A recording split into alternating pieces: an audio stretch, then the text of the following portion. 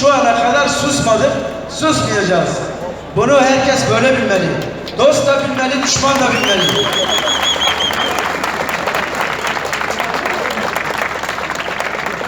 Sokakta ezilenlerin mücadelesini yürüten sosyalistler, devrimciler, yurtseverlere dönük bu saldırının bir diğer biçimiyle yine Van'da 18 yoldaşımızın DTK'dan, HDP'den 18 yoldaşımızın gözaltına alındığını da biliyoruz. Bu saldırı bir taraftan Van'da alınan yoldaşlarımız, diğer taraftan İstanbul'da alınan yoldaşlarımızın gözaltına alınması birleşik mücadelemize dönük bir saldırıdır. Biz bu saldırıyı boşa çıkarmasını da biliriz. Bu halk birçok saldırı karşısında kendi özgür iradesiyle, direnişiyle bu saldırıları boşa çıkarmıştır, çıkaracaktır. Tekrardan hepinizi saygıyla selamlıyorum.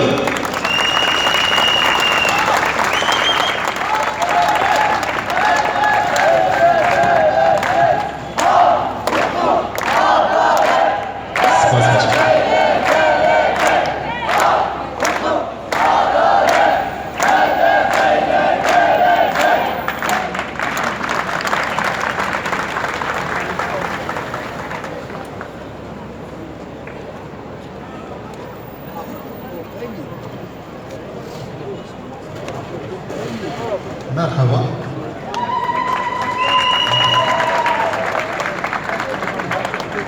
Eji Sernave Meclista Şaredariya Bacarı Mazına Ahmet'i dibêjim kesên bu edalet û hukukê li ber fethin li bir û li cilê cuda hemûşka silav dikim û dibêjim hûn xêr hatin ser çavan ser ser.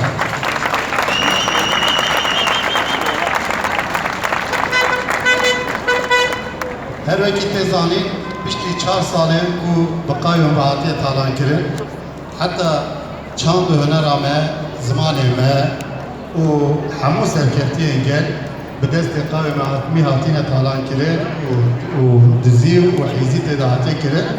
Em sî û yekê adarê ji hêla gel ve hatin hilbijartin û me dest bi kar kirin. Her vekî tê zanîn em bi ser cihekî wêrandî ve çûne şaredariyê gerek me ji bo ku malbata direng dan me mehekê piştiyan derbasî wirbûn û gerek me hê me dest bi kar nekirî ji kar hatin girtin û doz de hatin vekirî dê dîsa we ji bona ku îrada gel di destê me dabû gel teslîmê me kiribû me got em ê hemû tiştê xwe ji nû ve denavakirinê û hemû dizî û hêziya qayûma derbêxinolî û me dest bi kar kir. Lêbelê her vekî tê zanîn qayûm eger ku şirîketek rêveberiya wê nebê tavêjin ser serê wan şirîket e.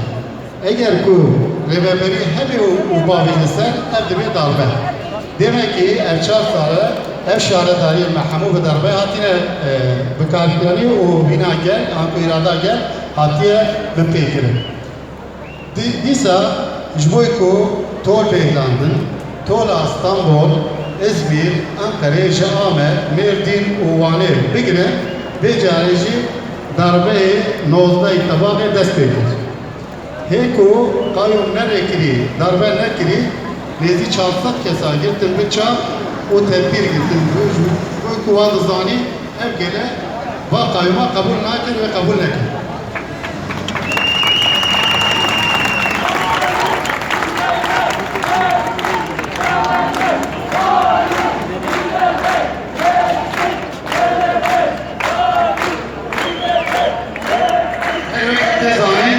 Meclisa Şaredariya Bacarê Mezin tinê ji HDP nayê pêkanîn. Di bin banê HDP de gele rêxistin Partiya Kurd ketin hilbijartinê û her wesa Partiya Saadetê navbejê digirê û her wesa encûmenê Partiya AK Parti jî navdan digire. Meclisa me görekî anazagona dewletê di heremê de an bi Bajarê Mezin da Xweyî herî bilind e di ser wê de çi ket û çi sazî tune. Görekî markezagona wan ya ku afet medresê de derê xistî ew. Ve böyle her veki Hindistan'ın evleri evvel rezil rojağı